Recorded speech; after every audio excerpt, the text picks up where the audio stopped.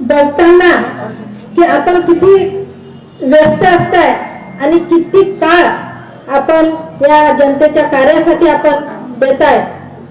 आपण 15-20 तास काम आपण करताय. हे सगळं बघून एक ऊर्जा आम्हाला मिळते. आज आपण बघितलं तर आपल्या या देशाचे लाडके पंतप्रधान माननीय नरेंद्रजी मोदी साहेब असतील, आपल्या या राज्याचे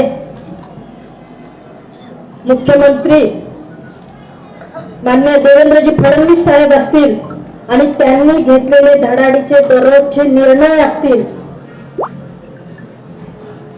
माननीय आपले पंतप्रधान मोदी साहेबांनी ज्या तळागाळातील सामान्य जनतेला डोळ्यासमोर ठेवून जे घेतलेले निर्णय आहेत, ज्या गोरगरिबांसाठीच्या योजना आहेत, आजपर्यंत या जनतेपर्यंत काहीही पोहोचलेलं नव्हतं.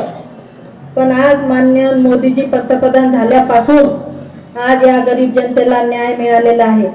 मग त्याच्यामध्ये कष्टकरी आपला शेतकरी असेल, महिला असेल, युवक असेल, दिव्यांग असतील, प्रत्येक गरजूसाठी इथे योजना आहेत.